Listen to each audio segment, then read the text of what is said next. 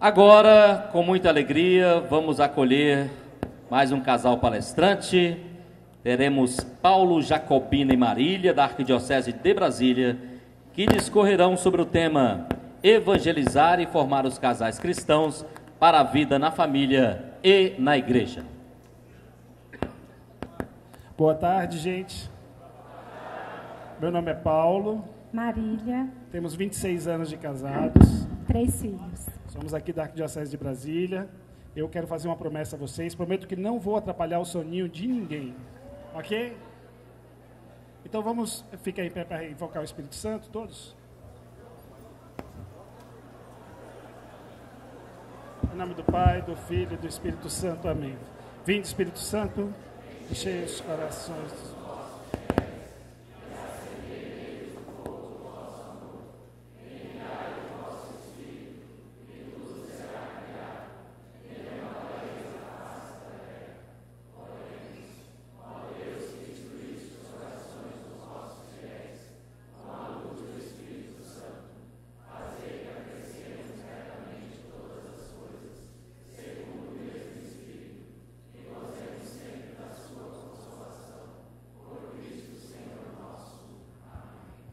Bom, nos chamaram aqui, então, para falar sobre esse tema, evangelizar e formar os casais cristãos para a vida na família e na igreja, sobre umas reflexões sobre a segunda etapa. Eu achei mais interessante, talvez, não fazer reflexões assim muito concretas sobre a própria segunda etapa, sobre o andamento da segunda etapa, mas sobre alguns problemas que eu vejo, que a gente vê na comunidade da gente, para que a gente possa provocar o debate, provocar o aprofundamento mesmo sobre essas questões. Está todo mundo ouvindo bem? Não? Ok, vai aumentar o microfone. É porque eu não queria atrapalhar o soninho de ninguém. Eu fui me confessar com o Padre Silvano, aí ele disse assim, a penitência vai ser você falar depois do almoço. Pessoalmente, para mim, o ECC é uma coisa de uma importância muito grande, porque eu estava fora da igreja, a minha mulher ia todo domingo, eu ia com ela, porque nós tínhamos 3 filhos pequenos, eu sou nordestino, ia um a gente morava perto da paróquia, ia um nas minhas costas, outro enganchado aqui, outro enganchado aqui, e eu fazia aquele gesto de grandeza, e dizia para a minha mulher assim, olha, pode ficar tranquila, eu vou arriscar a minha salvação para tomar conta dos meninos, enquanto você presta atenção na missa. Okay? Então, você não precisa se preocupar, você pode se preocupar em ir para o céu, que eu tomo conta das crianças. E eu morria de raiva daquele negócio de ir para a missa no domingo, e ia por costume, por tradição familiar, e por acompanhar minha mulher. Foi quando nos chamaram para fazer o ECC lá na paróquia do Pai Nosso, que o Padre Silvano é o nosso pároco, né? Como ele disse, não temos padroeiro, direto da fábrica para o consumidor, não é, Padre Silvano? Então, você pode passar o próximo? A segunda etapa, para mim, foi muito interessante. Por quê?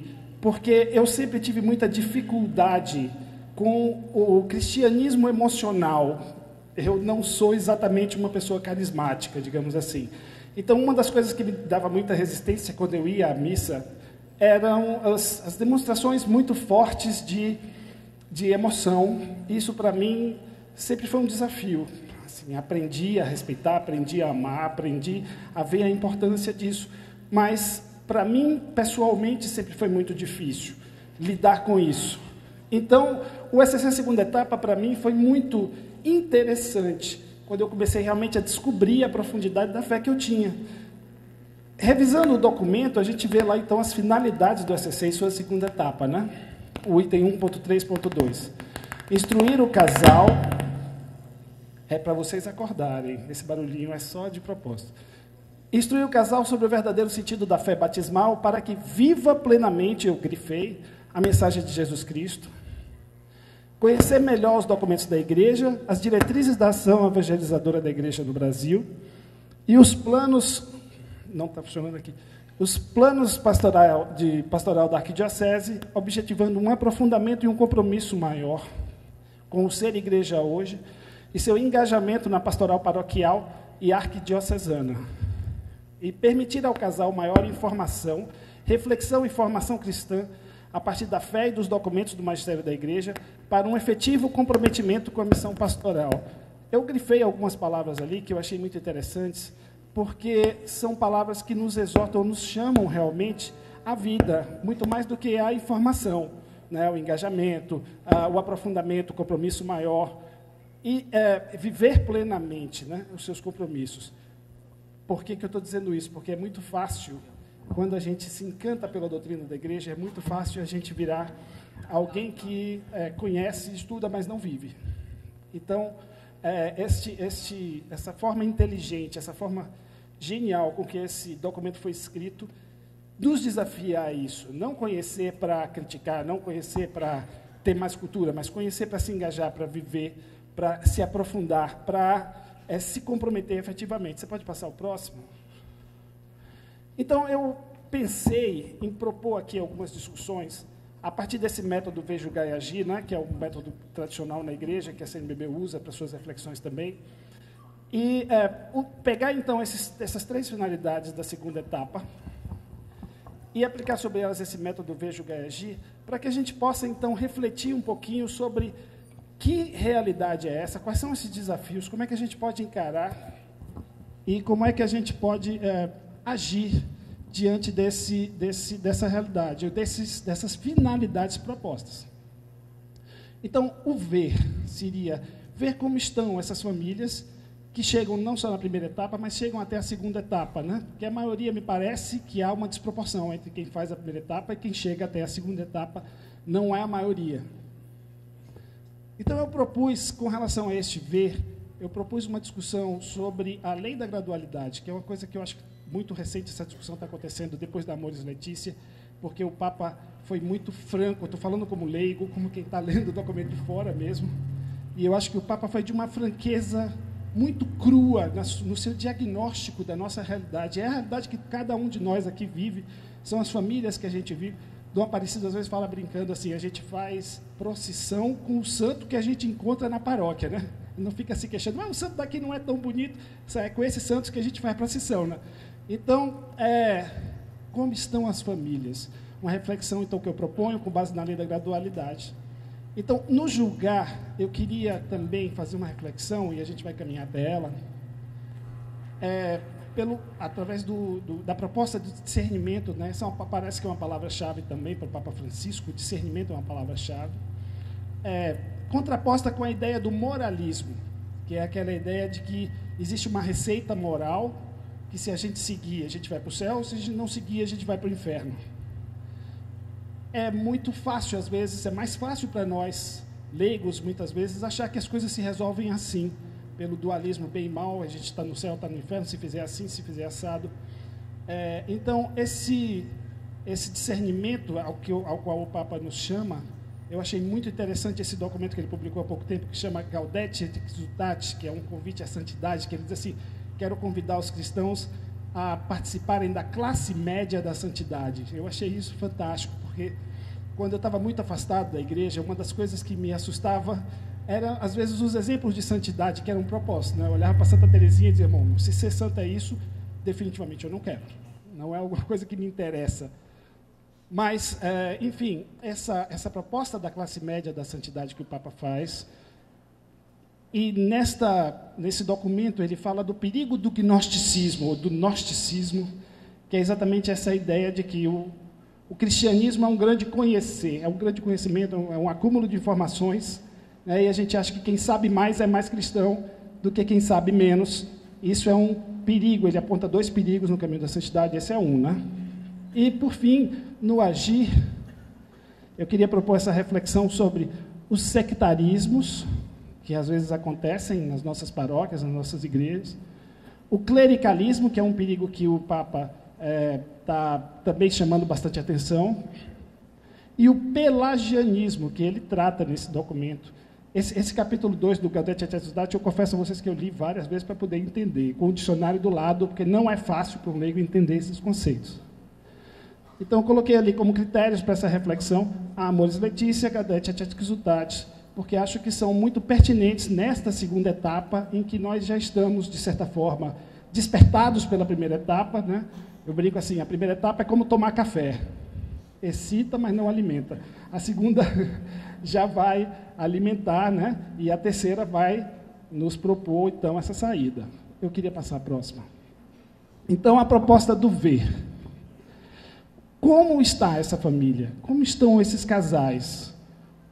A Amores Letícia faz um diagnóstico assim, muito agudo e muito verdadeiro. As nossas famílias estão realmente feridas.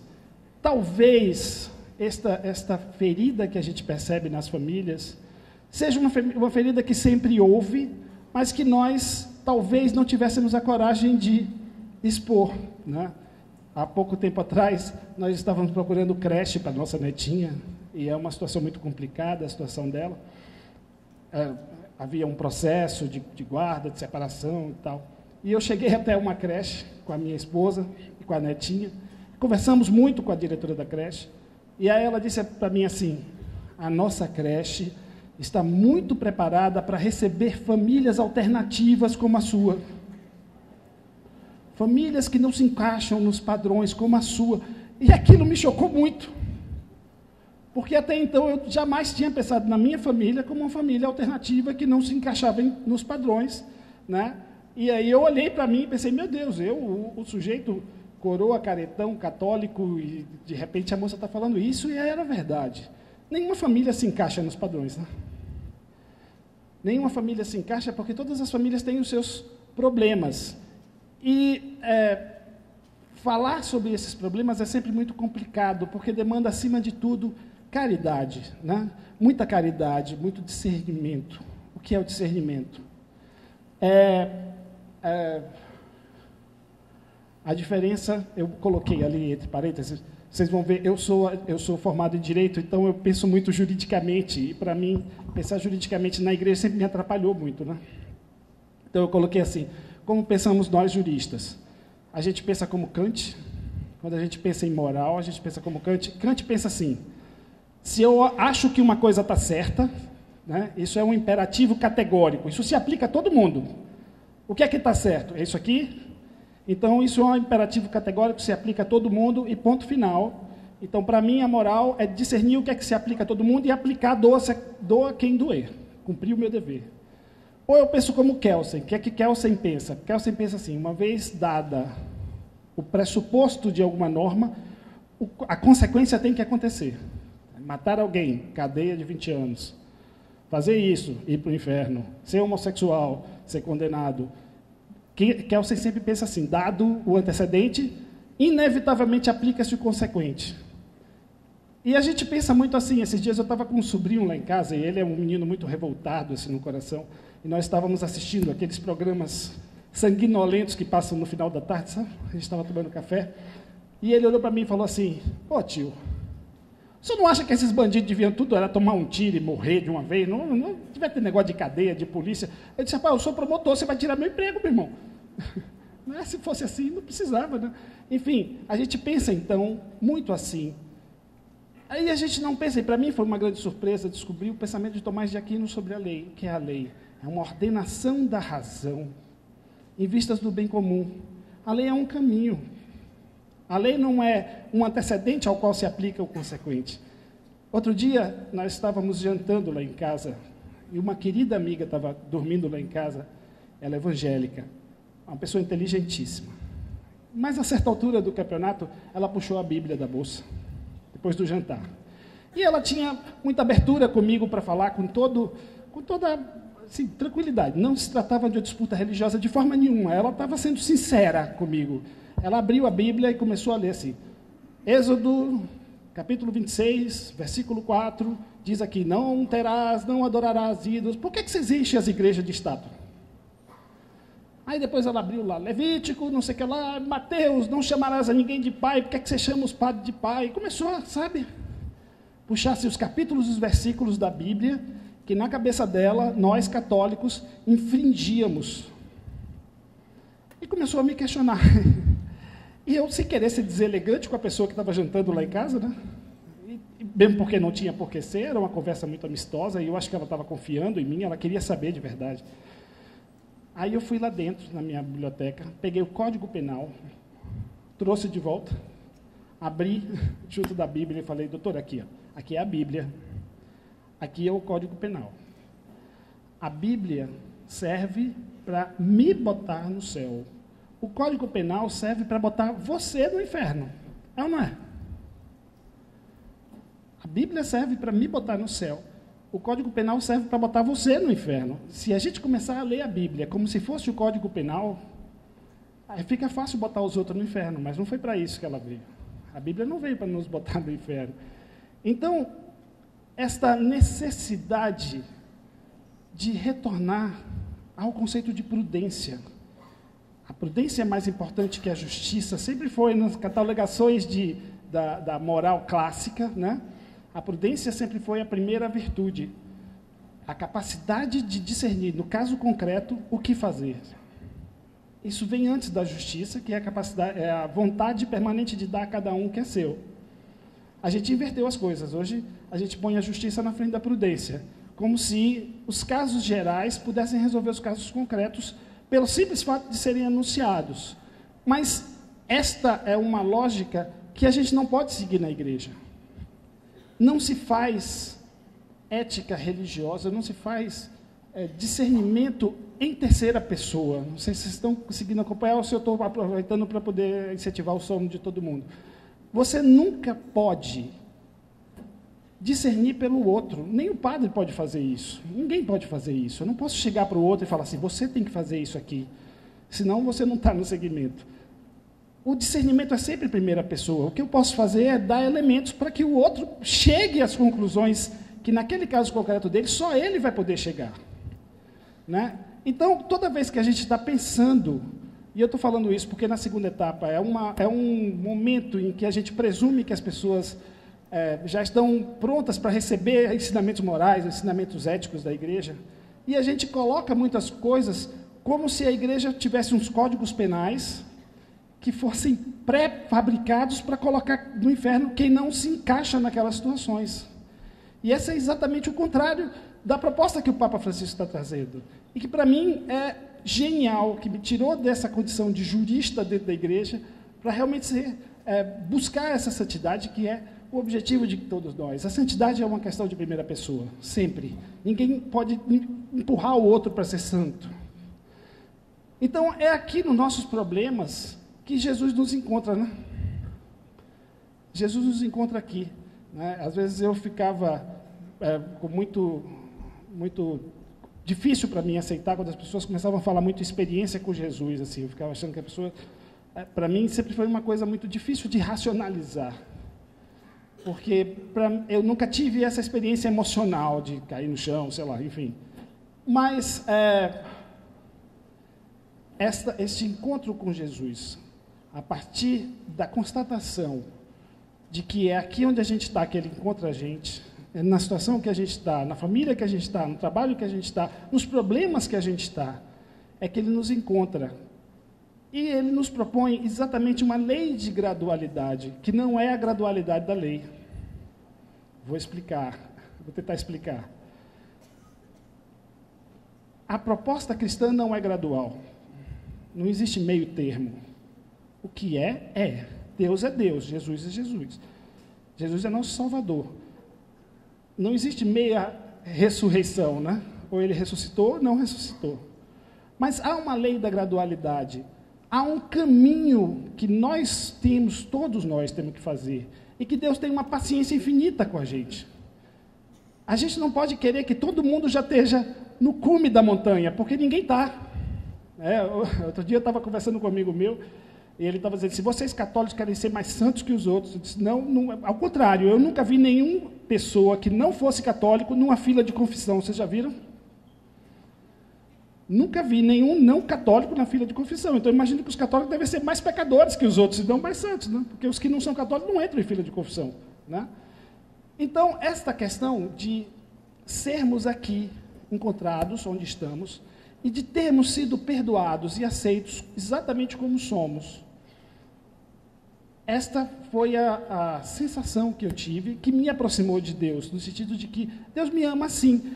Deus é mais importante na minha vida do que a minha própria história. E a partir desta sensação, ou deste encontro, e se realmente eu posso falar no encontro, eu comecei a ter muitas discussões, até com amigos muito mais preparados do que eu no caminho da santidade, ou no próprio caminho da igreja. Porque há alguns temas que a gente vê que são muito agudos em moral hoje. Por exemplo, ideologia do gênero. Né?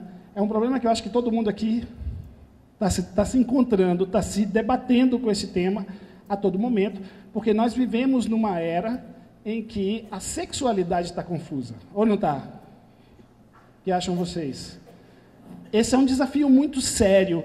Acho que nas famílias de todos nós aqui, todos nós estamos nos deparando com famílias onde as pessoas não sabem mais lidar com a própria sexualidade e com a sexualidade do outro.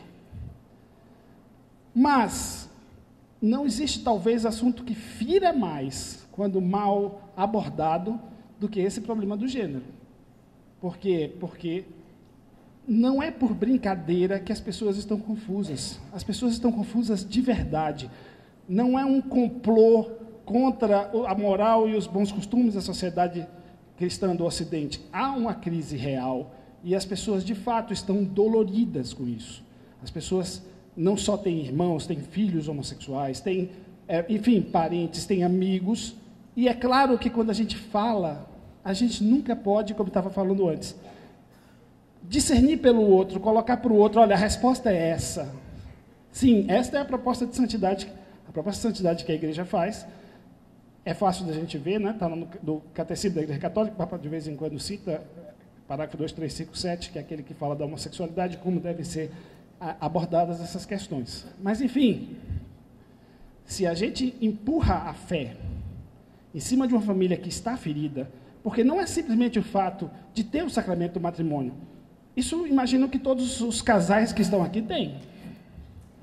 A maioria dos casais que faz o SCC tem, e os que não têm impedimento para tê-lo, não é isso? Não está no documento isso?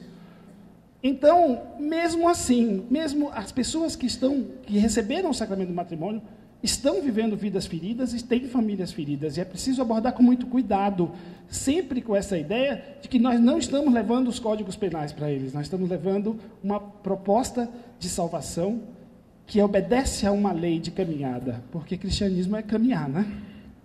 Então, é preciso, eu falei ali, viver a mensagem de Jesus a partir de onde nos encontramos. A crise é fonte de desafio, não de lamento. A gente tem uma tendência muito grande a correr do presente, né? Ou a gente vai para o passado e fica dizendo assim, no passado era melhor, as igrejas estavam mais cheias, as famílias estavam mais estruturadas, enfim, as coisas eram mais... Ou então a gente vai para o futuro. No futuro será melhor, vai haver, a gente vai superar isso.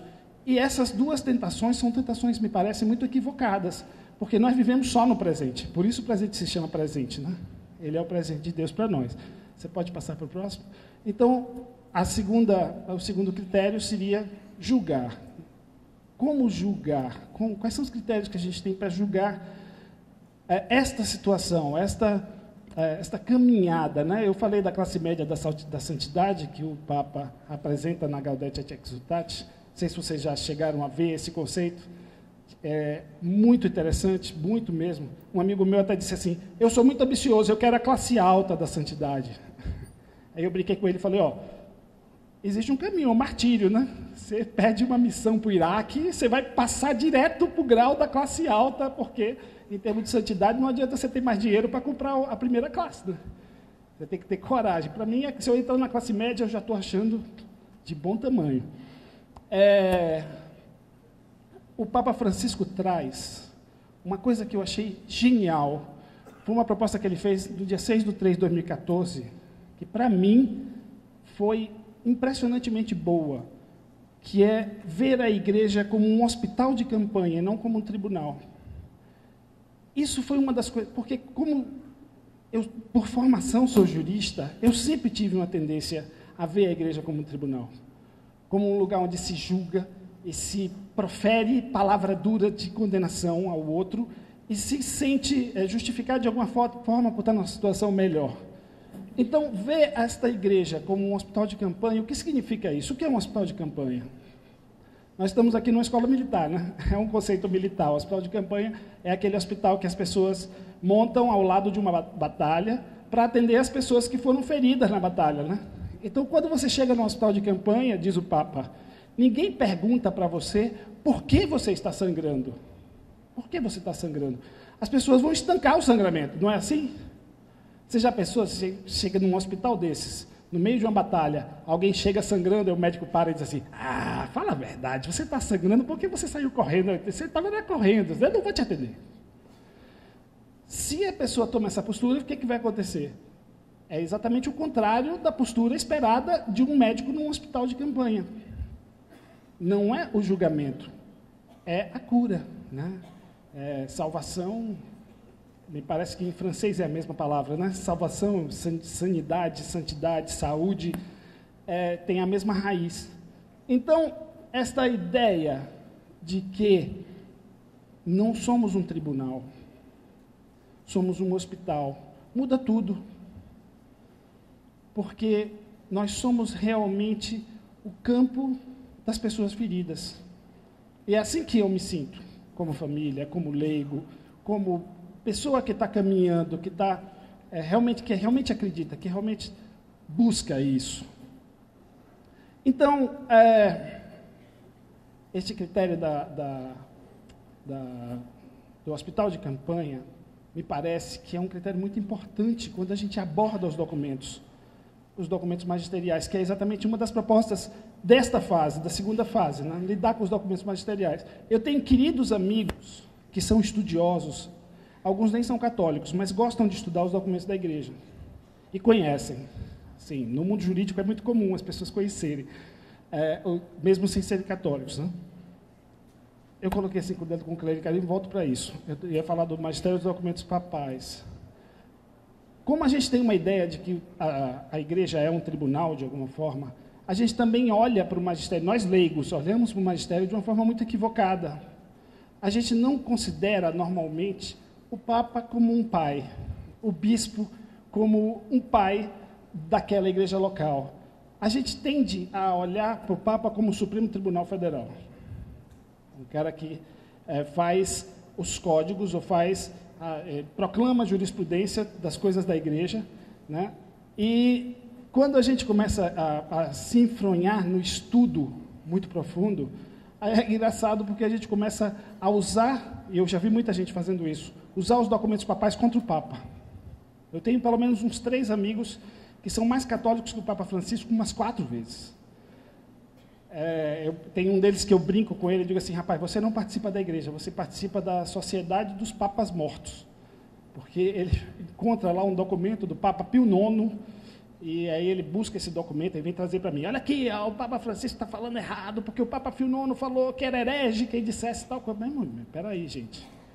As coisas não são desse jeito. Há um perigo nisso. Um perigo muito grande em a gente entender mal o que são os documentos da igreja, né? Que pistas são essas que os documentos dão para que a gente viva melhor? Porque eu só posso entender assim.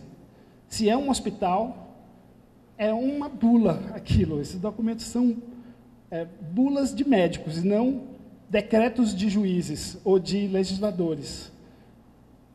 Por isso é que é muito interessante, ou seria muito interessante, discutir esse próprio conceito de magistério, essa própria forma de entender o magistério. O magistério não é, me parece, e me corrijo, não sou teólogo, longe de mim, mas me parece que o magistério não é uma fonte de direito.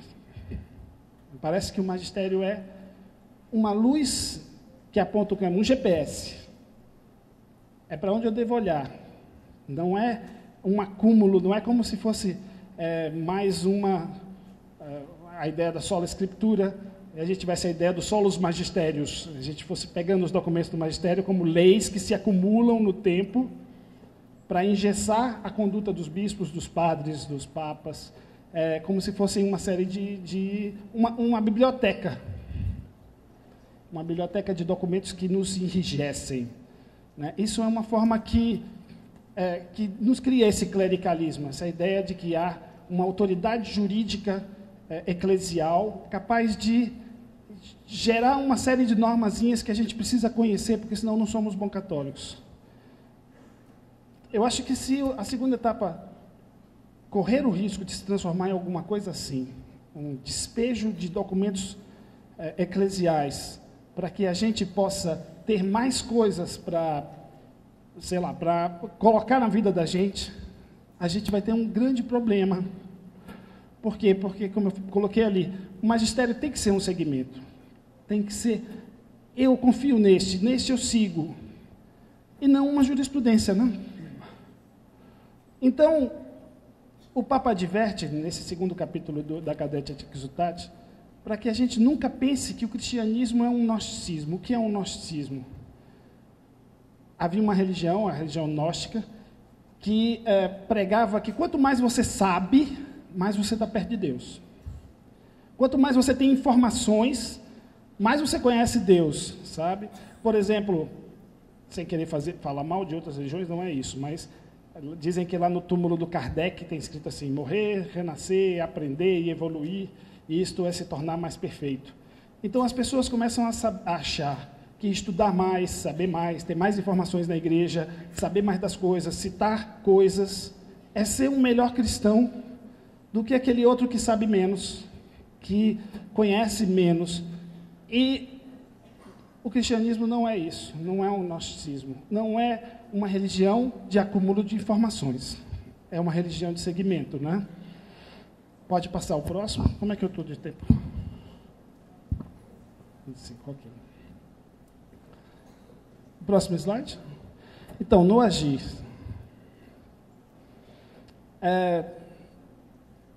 este engajamento paroquial e arquidiocesano, que é a proposta, né, dessa segunda etapa, trazer para a vida, trazer as pessoas para a vida cristã de fato. A primeira coisa que eu coloquei ali, que eu queria refletir com vocês, era esse cuidado com o sectarismo, né? Essa discussão que eu estava tendo com essa amiga, que é evangélica, né? Era uma discussão desse tipo. Éramos duas pessoas de religião diferente, um mostrando os erros da religião do outro, e um querendo provar para o outro. Acho que o Padre Zezinho até lançou um livro agora, que chama Meu Cristo é mais Cristo que o seu Cristo. E era mais ou menos isso. Éramos nós adversários na mesa, provando que um outro não sabia ler a Bíblia direito, ou que o outro não seguia aquilo que dizia que seguia, e na verdade não era uma religião verdadeira. Eu sou melhor porque eu sigo esta religião, eu sigo aquela religião. Eu sigo a verdade, né? Ou não é? Seguimos a verdade e temos que ter essa paciência com o outro, aquela lei da gradualidade.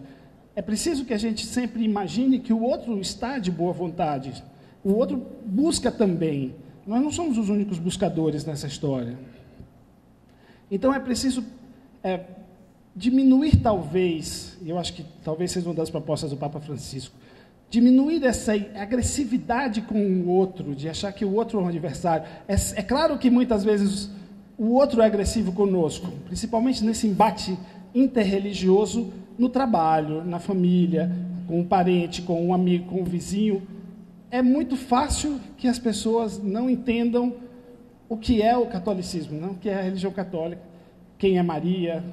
Esses dias, o meu estagiário é da Assembleia de Deus, mas é uma figura maravilhosa, e ele também não tem o menor constrangimento de entrar na minha sala e botar o dedo na minha cara e falar as coisas que ele pensa. Aí ele entrou na minha sala e falou assim, por que vocês adoram Maria? Eu disse, a gente não adora Maria de jeito nenhum. Não, vocês adoram sim, o senhor mesmo está indo terça-feira lá para o negócio do santuário lá de Maria, né? Vai se ajoelhar na frente de Maria, o senhor adora Maria. Eu disse, não é isso não, rapaz, espera aí, senta aqui, vamos sentar aqui. Aí ele sentou, para acalmar, né? Para não gerar o confronto, né? Aí eu disse a ele, vem cá, repare, quem foi mãe de Jesus? Aí ele falou, foi Maria. Por que ela foi mãe de Jesus? Aí ele falou, porque Deus precisava, né? Precisava que alguma mulher trouxesse Jesus para o mundo ou não? Precisava lá, não porque ela fosse especial, mas porque Deus... Então você está me dizendo que Maria é tipo um útero de aluguel de Deus, assim, né? É como qualquer mulher, enfim. Mas você está... Repare, pense bem. Será que Deus de fato precisava que Maria cedesse o próprio útero, uma mulher qualquer cedesse o próprio útero para que Jesus viesse? Quando ele criou Adão, ele precisou que alguém cedesse o útero para que Adão viesse para o mundo, ou ele fez um monte de barro, soprou e Adão saiu andando? Aí ele falou, é mesmo, nunca tinha pensado nisso. Nunca tinha pensado nisso. Ele não vai se converter. Nem é o meu objetivo. Nem eu vou me converter para a religião dele. Mas talvez ele tenha saído dali um pouco menos espantado com o fato de que minha crença é diferente da dele. E pensando, talvez exista um fundamento para que ele creia nisso, que ele... Não é meu objetivo convertê-lo, de forma nenhuma. Mas acho que, se eu tivesse brigado com ele nesse momento, vocês são assim, porque vocês não gostam de Maria e tal, a gente não teria caminhado, né? E esse é o primeiro impulso da gente, ou não é?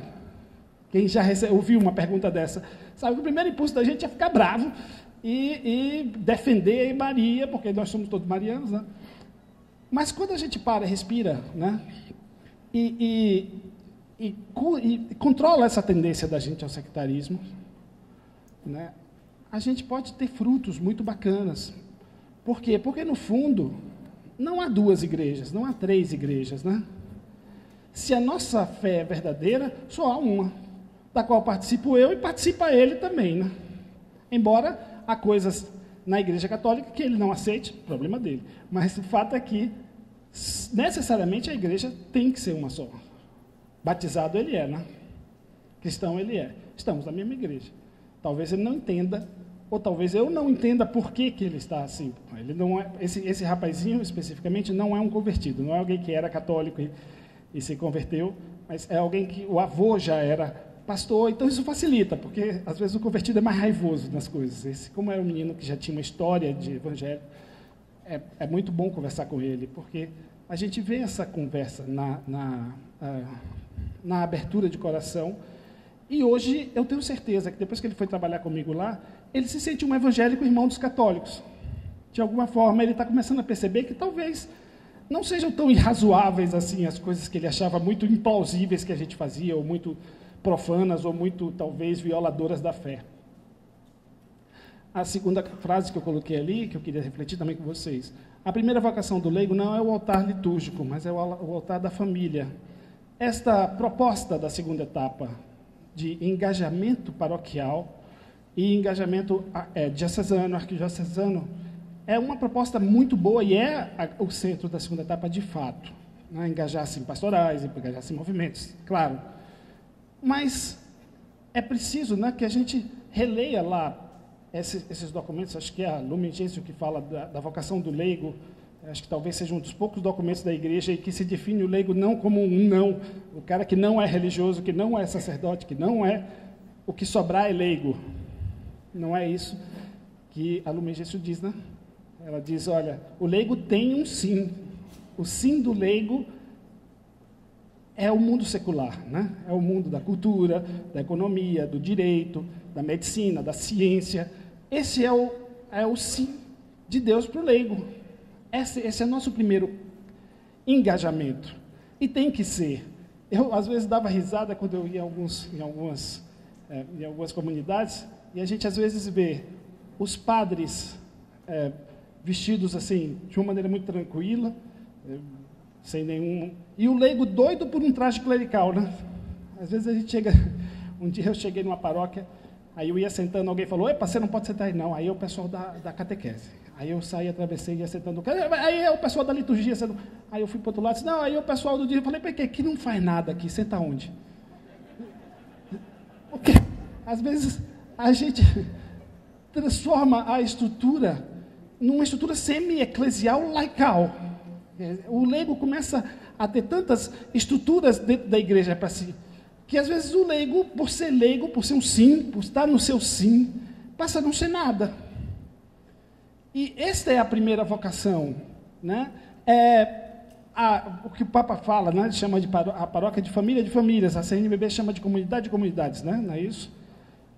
E tem que ser isto. A paróquia tem que ser a família estendida, tem que ser a comunidade estendida. Não pode ser um ambiente em que, de alguma forma, eu tenho que me transformar em um semiclérigo, né, para poder me sentir católico ali. Quer dizer, eu sou ministro de Eucaristia, eu sou catequista, eu sou liturgista, para que eu me sinta católico? E, na verdade, eu sou católico ali onde o padre não vai. Lá no tribunal onde eu trabalho, não vai padre. Né? Se eu não estiver ali, talvez sem falar, mas sendo um pouco da luz de Deus ali, com certeza a igreja não vai estar ali. Né? Eu sou a igreja ali. Né? Alguém falou, não me lembro quem, o leigo é a igreja no mundo, o mundo na igreja. Acho que foi Calhana que falou isso, não sei, não me lembro. Então, esse engajamento paroquial, que a segunda etapa nos convida a ter, ele tem que ser visto como uma grande oportunidade de que o leigo realize as suas obras de misericórdia. Se não for esse o sentido, a gente está correndo o risco de clericalizar o leigo numa época em que os clérigos estão tentando se desclericalizar, no melhor sentido da palavra, no sentido de se sentir de novo também gente, também cidadão. Outro dia, um amigo meu falou assim, olha, mas eu sei que o bispo fulano aí falou que ia votar. Eu falei assim, o bispo pode votar em quem ele quiser, ele tem carteira, ele tem título de eleitor, não tem. No dia que um bispo não pagar imposto de renda, ele também fica isento de dar suas opiniões políticas. Enquanto ele pagar imposto de renda e tiver um título de eleitor, ele é um cidadão ou não é. Tem todo o direito de opinar como padre, como qualquer um. Embora, claro, que no mundo da política somos nós leigos chamados em primeiro lugar para estar.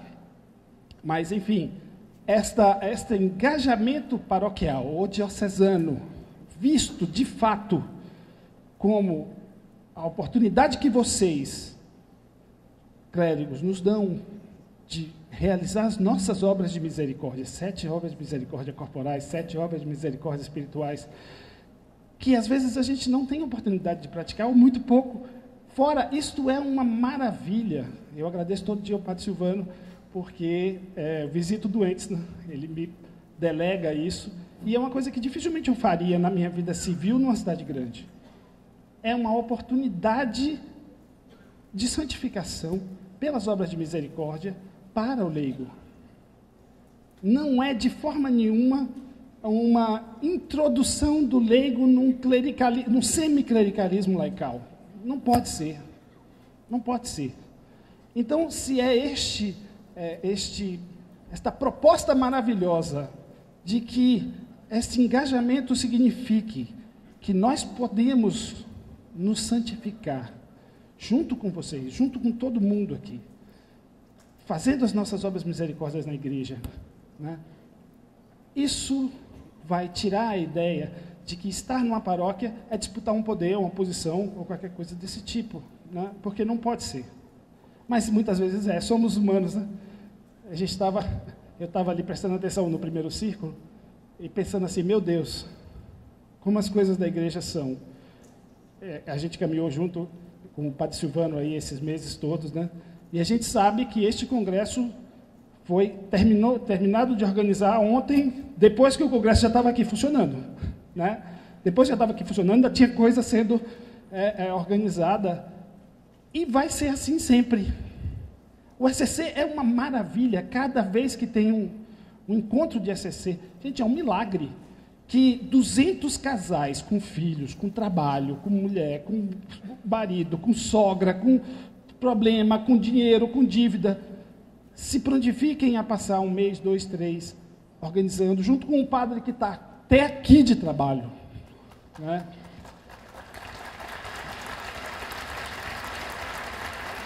Então, obrigado, gente. Vocês estão aplaudindo vocês mesmos, porque é um milagre, né? Então, não adianta a gente ficar imaginando que a gente vai dizer assim, olha, não, a gente precisa seguir o documento, cada um aqui tem que se entregar mais, porque as coisas só acontecem na última hora. Vai sempre acontecer na última hora.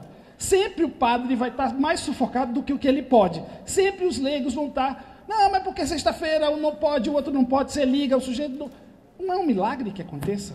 E vai ser assim. E não adianta a gente ficar discutindo, olha, vamos mudar, porque os padres têm que se envolver mais, porque claro que a gente tinha que se envolver mais, mas não dá. Todo mundo tem 1000. Eu me lembro de uma vez que um amigo meu me contou que ele estava no domingo com os filhos e entrou um filhote de gato na casa dele. E aí as crianças estavam brincando com aquele filhote de gato e ele ouvindo. E aí um disse para o outro assim, olha que filhotinho de gato. Aí a menina falou, onde será que está a mãezinha dele? Aí o menino falou, ai, hoje é domingo, ela está na igreja, né?